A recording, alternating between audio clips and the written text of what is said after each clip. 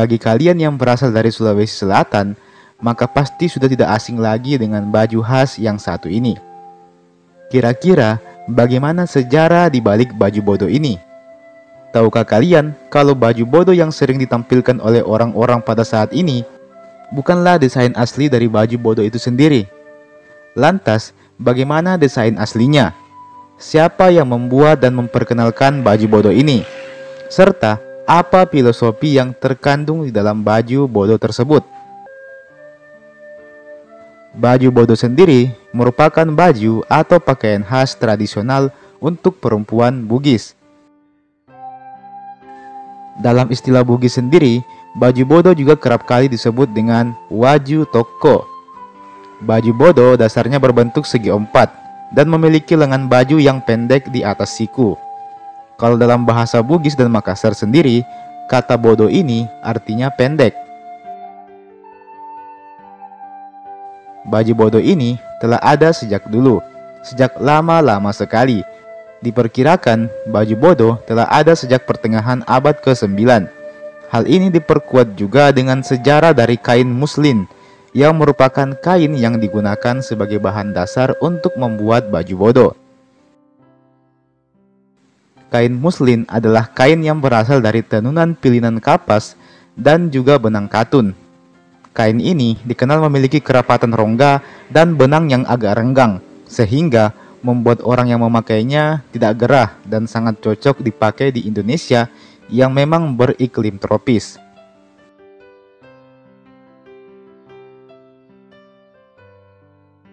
Tahukah kalian kalau kain muslin ini tercatat pertama kali diperdagangkan di kota Dhaka, Bangladesh?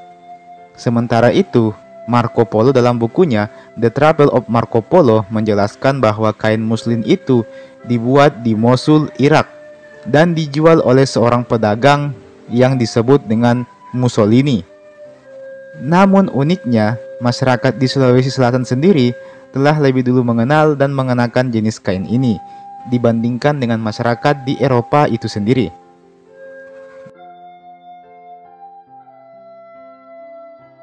Dalam Festival Budaya Nusantara tahun 2007 silam sendiri, Oscar Lawalata, seorang desainer ternama, mengemukakan bahwa baju bodo merupakan salah satu desain baju tertua di dunia.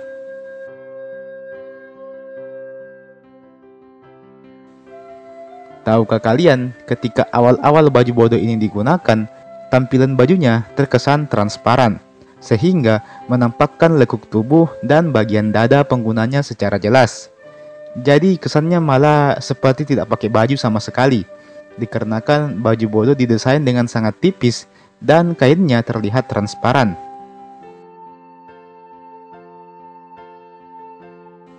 Pada awal abad ke-19, Don Lopez Comte de Paris, seorang pembantu setia Gubernur Jenderal Diandel, memperkenalkan sebuah penutup dada kepada masyarakat di Nusantara. Penutup dada ini dikenal juga dengan istilah kutang. Awalnya, kutang ini diperkenalkan kepada perempuan di daerah Jawa.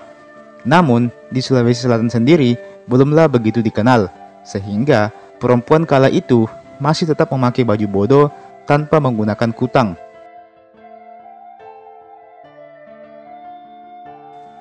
Barulah ketika agama Islam mulai masuk, maka baju bodo pun mengalami perubahan dari segi tampilannya. Utamanya setelah adanya pergerakan dari Darul Islam dan Tentara Islam Indonesia yang menjadikan baju bodo sebagai pakaian yang dilarang kala itu, dikarenakan sangat melanggar syariat Islam dalam hal ini, karena baju bodo tidaklah menutupi aurat pada perempuan. Ketatnya larangan dari Darul Islam ini membuat baju bodo pun menjadi langka pada saat itu. Masyarakat seolah-olah dibuat lupa dengan baju bodo ini. Baju bodo pun menjadi sangat jarang digunakan kala itu. Akhirnya, baju bodo pun disepakati harus berubah dari segi bahan dan juga desain kainnya yang digunakan. Baju bodo pun kemudian dibuat dengan bahan sutra dan kemudian dibuat lebih tebal, sehingga tidak nampak seperti transparan lagi. Dan inilah yang kemudian menjadi baju bodo yang sering kita lihat hingga saat ini. Jadi, baju bodo yang ada saat ini adalah hasil dari proses akulturasi dengan syariat Islam. Dikarenakan Islam adalah agama mayoritas di Sulawesi Selatan, serta adanya norma-norma kesopanan yang berlaku di masyarakat di zaman sekarang ini. Maka baju bodo pun dibuat menyesuaikan dengan ajaran Islam dan juga norma-norma kesopanan. Baju bodo pun juga kerap kali dikombinasikan dengan jilbab dan berbagai macam aksesoris lainnya yang mendukung penampilannya.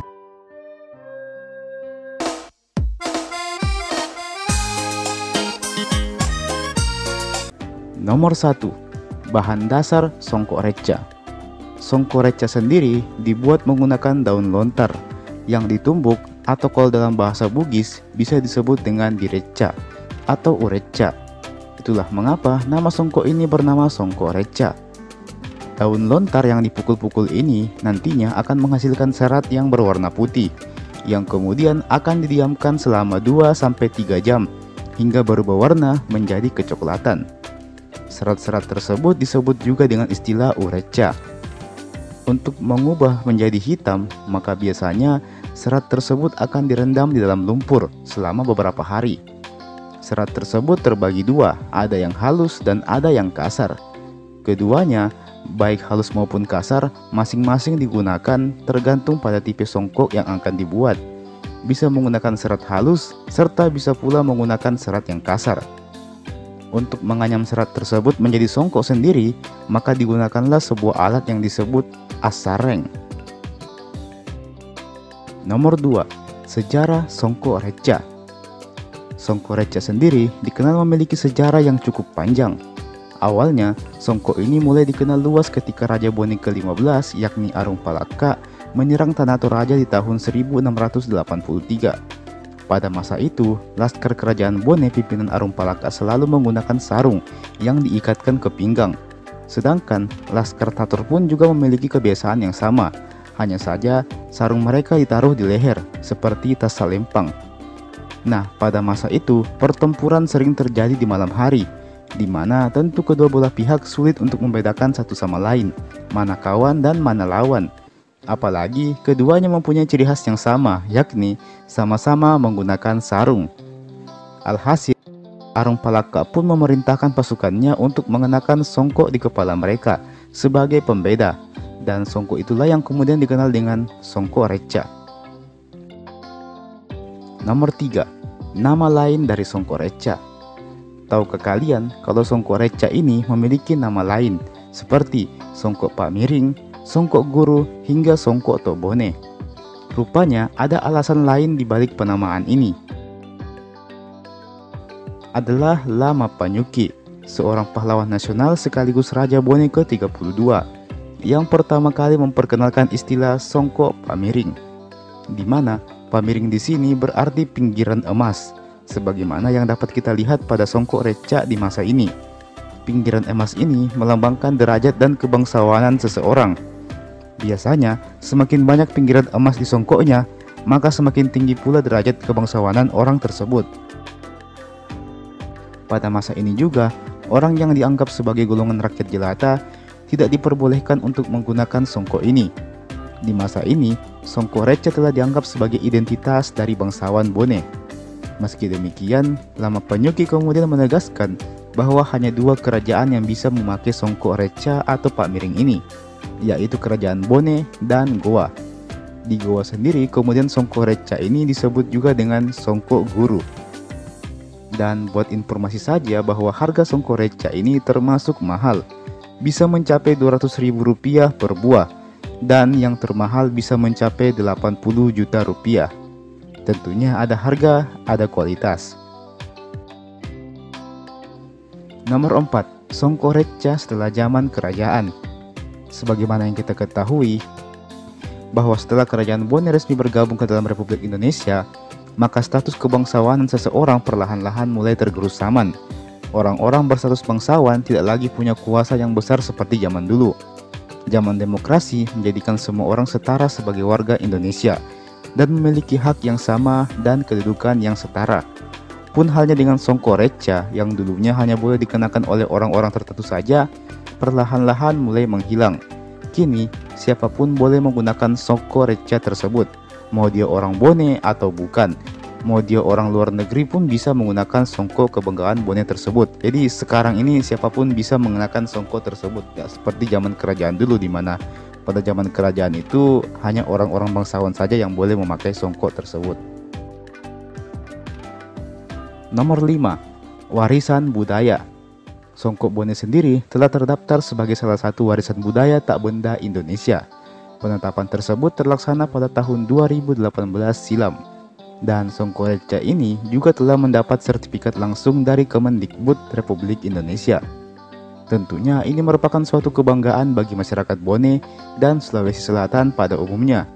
Songkoreca ini kini telah bertransformasi menjadi identitas masyarakat Bugis di Sulawesi Selatan. Dan tentu saja sebagai generasi yang ada di masa ini, maka songkoreca ini harus selalu kita lestarikan dan perkenalkan kepada masyarakat di luar Sulawesi dan Indonesia, agar songko khas ini bisa terus eksis dan dikenal luas di masyarakat tentunya. Dan teman-teman, itulah tadi pembahasan kita pada hari ini tentang bagaimana fakta menarik dari songkoreca ini.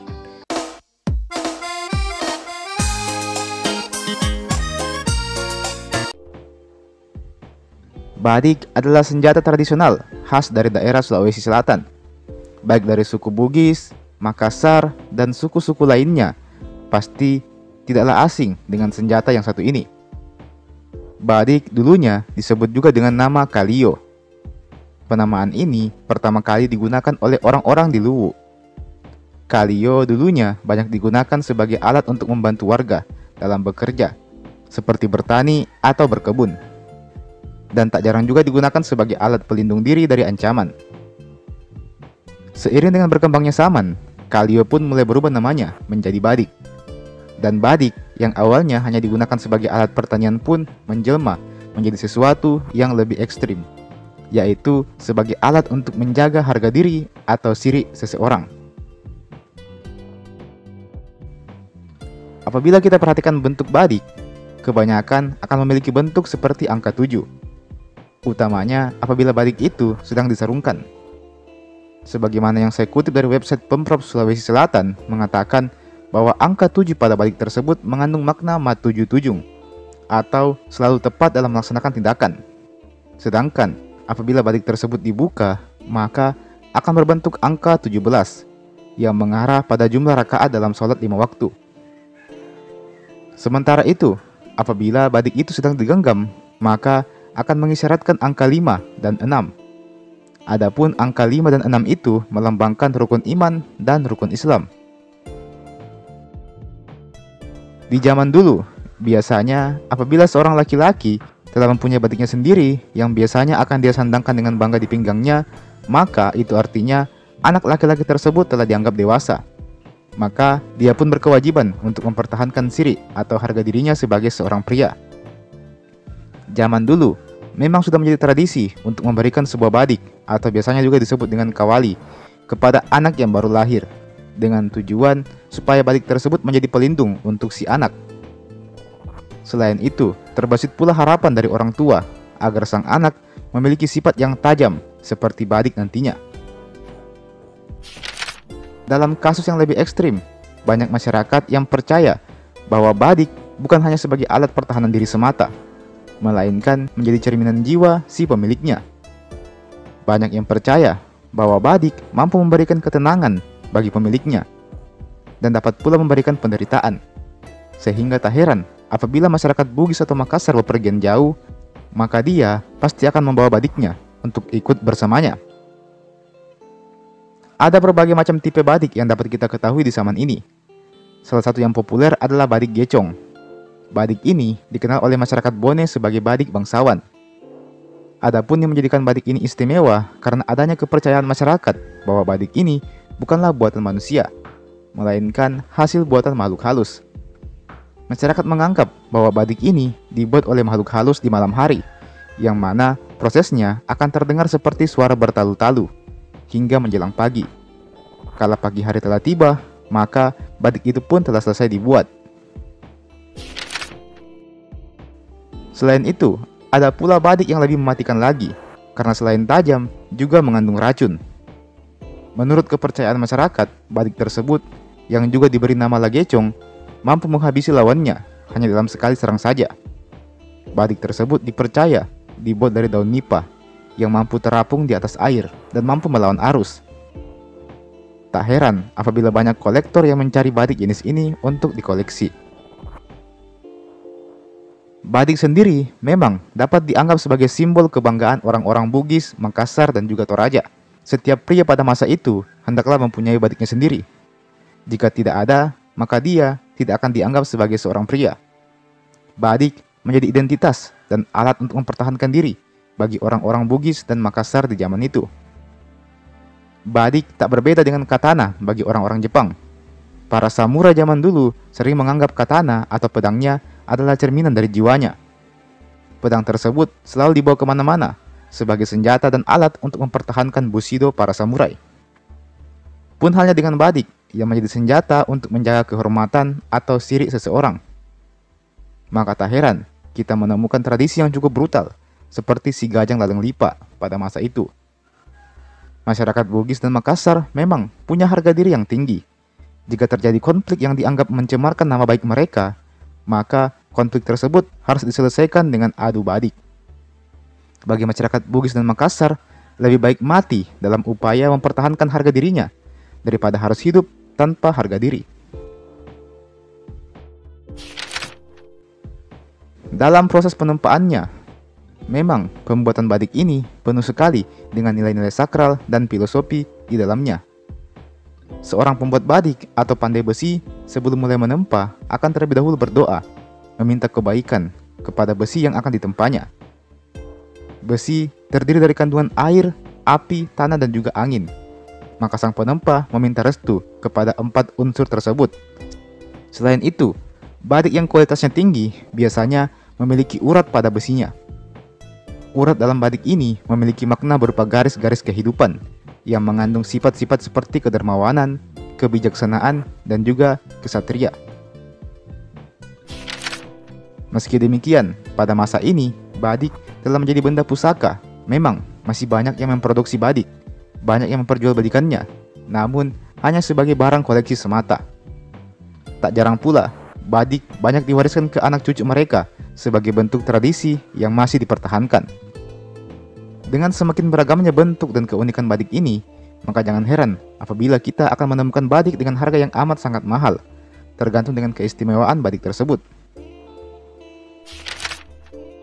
Dan sebagai kesimpulan, badik merupakan simbol dan harga diri seseorang. Badik menjadi pelindung, juga penenang. Dengan membawa badik, maka hati seseorang akan merasa lebih aman dari ancaman. Dan jika ancaman datang, maka badik dapat berguna sebagai senjata yang mematikan. Bagi suku Bugis dan Makassar, membawa badik adalah pertanda bahwa dia seorang pria sejati. Dan seorang pria sejati punya harga diri atau siri yang mesti dijaga sampai kapanpun. Badik memiliki banyak sekali jenis, harga, dan cerita di baliknya. Badik kaya akan filosofi dan juga sejarah. Tak heran, di zaman sekarang ini, kesakralan badik masih terus nampak dan dipertahankan, menjadikannya ikonik dan tidak akan pudar oleh waktu.